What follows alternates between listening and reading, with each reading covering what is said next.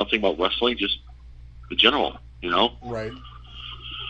But yeah, I mean, I'm sure Jeff is in the same position, because he used him. Richie brought him around a couple times, and then a real promoter picked him up. And then no, but Jeff took him around a lot. He brought him three big events or whatever, and yeah, legends, Yeah, brought him to. Did he do Boardwalk Beatdown? I don't know. I can't even remember. And it wasn't even that long ago. I can't even remember who the hell was there. I know. We're getting old. It's just starting to blend because we're already planning for the next one before the next one even it gets here. Like I know. We're in October, getting ready for November's show, but we're already booking for March. Yep. So it's like it never stops. No, and that's why people don't realize it's just crazy, this business. Yeah, well, you know what? There's so many people out there looking to grab talent, and they're always out there to try and get it before the next person. So, where people say, "Oh, it's cutthroat, it's cutthroat, it's cutthroat," it is cutthroat, but at the same time, there should be a line in the sand of respect, where if certain people work with certain people over and over and over again, you kind of don't step on their toes, or try to overbid for somebody to screw that other person that was trying to get them to come in as well. And unfortunately, that happens way too much. And, we know people that do that. They'll overpay for a talent just to get them away from somebody else. And I think that's silly because if you're all going to the same place, everybody benefits from it anyway. Well, to be honest with you, I'd rather you book somebody and then me go get my autographs from you. But that's what I'm saying. Everybody benefits. You got the person that brings them in. They're going to make their money. And any of our fellow promoters that want to take a photo op or get a couple things signed, they're going to come over and they're going to be allowed to do it anyway. So it's a win-win for the promoters. It's a win-win for the fans. It's a win-win for the convention and the venue that's running it. So it's like I don't understand why people do this. It just makes everybody look childish, and the problem is when word gets out that certain people do it, it makes everybody that's in that same industry look bad. Right. And it's not everybody; it's a few certain people that do it, but it makes everybody look bad. And it's no different than the promoters that don't pay their people when they come in, or cry they didn't make enough money, or they were relying on gimmick and didn't make any money, and then they disappear for 6 months. We have a promoter that's one of your buddies that you love so much, Anthony D'Alfonso. Fuck that jerk off. That kid should have got smacked the first day I saw him.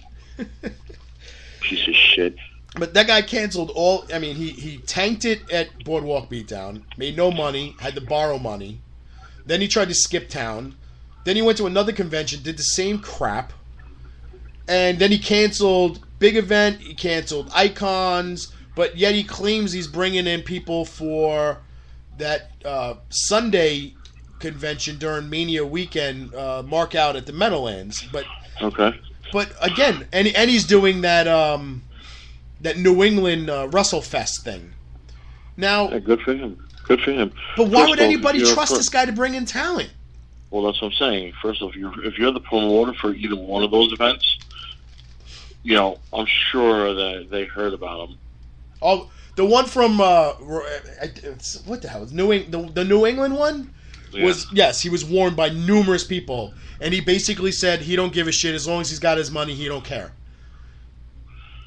Which is the wrong attitude. Exactly, it's the wrong. So because you got your $200 for your table, you don't care if this guy screws over all your fan base.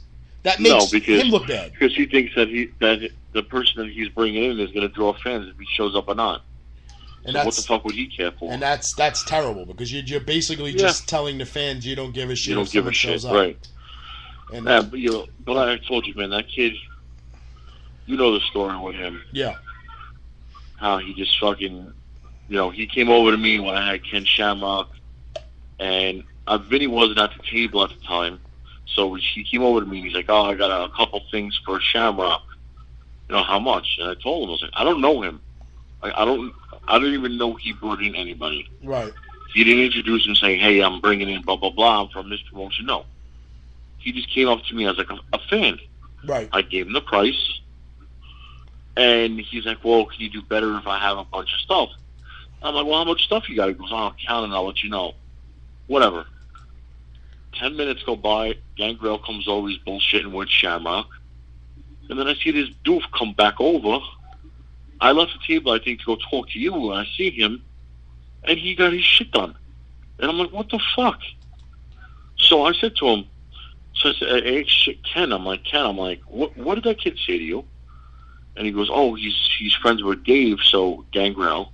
And he said, that he brought him in, and would it be okay if I take a photo with him and get an autograph? So I did it. So I'm like, well, he put you on the spot, that's bullshit, number one. And then you didn't have the decency to come over and say, hey, look, if here's $20 or whatever, Right. And so I was going to say something to him at the show, but he stood next to Gangrel the rest of the night, and I didn't want to look like an asshole in front of Dave. But Dave knows me. He knows that I'm a fucking crazy bastard anyway. And he would have understood, but it would have got bad because I would have just went over and smacked the kid. And what? He's going to call cops because, obviously he's like a little bitch. He can't afford nothing. So that's that. I'm glad he's out of this business, and I feel bad for those people that are booked by him because they're going to lose bookings. Yeah, I mean it's bad because and then people don't understand. Like, all right, why do First thing people are gonna say, oh, why do you give a shit what another promoter does? What they don't realize is that this is what will happen if we ever call this person and want to book them. They already have a bad taste in their mouth of what promoters do or what they think promoters do. So that screws up our working relationship right off the bat. We have to prove ourselves before we even get a price out of our mouth. Yeah. I'm just saying. I don't know. We'll throw a name out there. Let's say Ken Shamrock. I call him, and he's booked that weekend by this kid. If he's booked by that weekend by this retarded kid, and then he no-shows him, and now I lost the booking because this kid booked a guy and he just no-showed him. Right. So it screws everybody. So, unfortunately this happens. It never happened with anybody that we're close with, Right. Let's hopefully we keep that. Yeah, well, it's hopefully our communication doesn't fuck things up. We have good communication. As much as we like to bust each other's balls and rankle over each other, we still take care of each other. Yeah, of course. And it works every way because, like, if I can't use somebody and you could, we try to work things out where if you could use them, use them. Yep. Just makes sense. Keep everybody happy. Make money. That is the plan. A lot of people don't see it that way, though.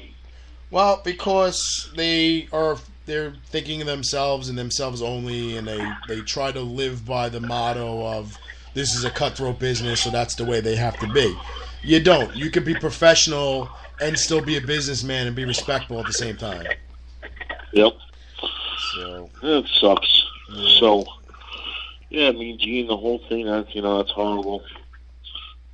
Hopefully everybody else stays healthy this year. Well, let's hope it doesn't happen in threes because we already got two, and for some reason wrestlers passing away always happens in threes. Yeah, no. So what else is going on with you guys? What's going on? Any plans with WrestleCon, big event? Yeah, big event. What we got? Oh, we got Jeff Hestis calling in. Hold on, we'll merge this together. Hold on. Merge. There we go. Hey, Jeff. What's up, bud? What's going on? I got Dave Mooch on the line as well. Hey, Dave, what's up? What's up, brother? So nothing much. First off, because we know you've worked so close with me and Gene over the last couple of years with a lot of different shows. So we want to pass our condolences to you for losing a friend. Thank you, man. He was awesome, man. That's all I could say. That guy was awesome. So I was watching some of the videos of you guys today. It's funny. I know. That guy. You know, I was absolutely devastated to hear the news. You know, that sucked. Yeah. And, yeah, when I texted you yesterday, I'm sitting there going, you know, first person that came to my mind was you, and I'm like, you definitely got to know. Dude, I got to tell you, Dave, you texted me, right? I read that. I was actually getting ready to leave to go to a doctor's appointment. I get you a message, and I was just like, no, I can't fuck. I was hoping it was like a hoax, you know? And and then 2 seconds later, DJ texted me, same thing.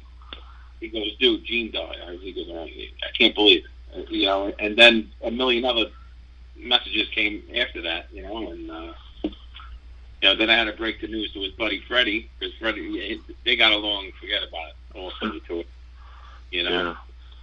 Yeah. And it was sad, man, fucking sad. So, yeah, I mean, I can imagine. I mean, it's you know, like I said, it's like you lost a friend.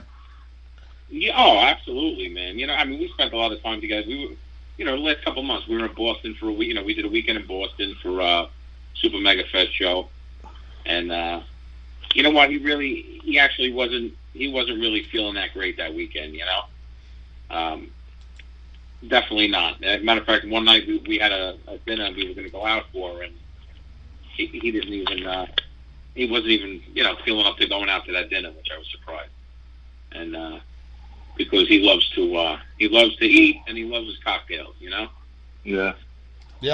And but then again in November, when we did that weekend with the big event and everything, and we finished up at George's, he was actually he was 10 times better. When I see him, I was like, dude, you look a lot better. I was like, you know, you're feeling all right? He's like, yeah, you know.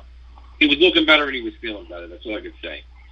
And that's how we left off, you know. Went to the airport in Philly. I walked him inside, you know, said our goodbyes, and then I spoke to him a couple times on the phone after that.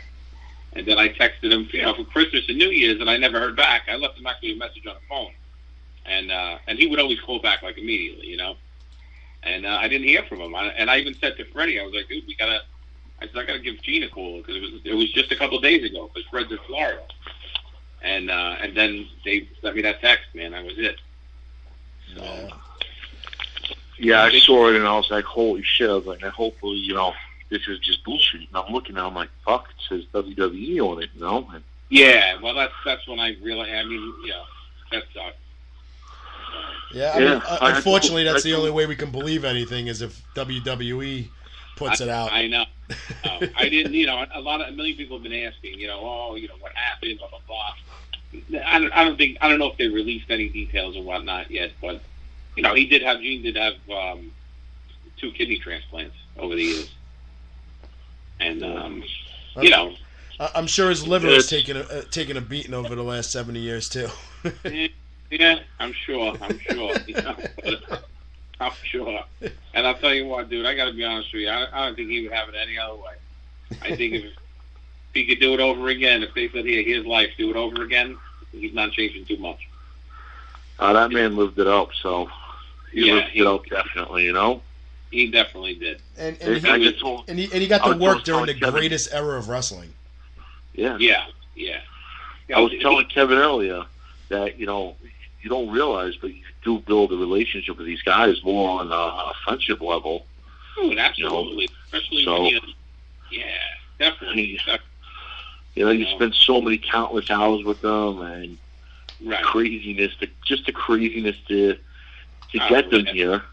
And then, you know, all the incidents that happen here, you know, I mean, God, I mean, like I said, with Anvil, I mean, we've been through so much together, me and Anvil and Vinny, and it's just, you know, half of the stories you can't tell because it's nobody's business. Right, exactly. You know, it's not bad stuff, it's just stuff that doesn't need to, it's personal, you know? Exactly. And it's something that nobody will ever know except for you guys, so.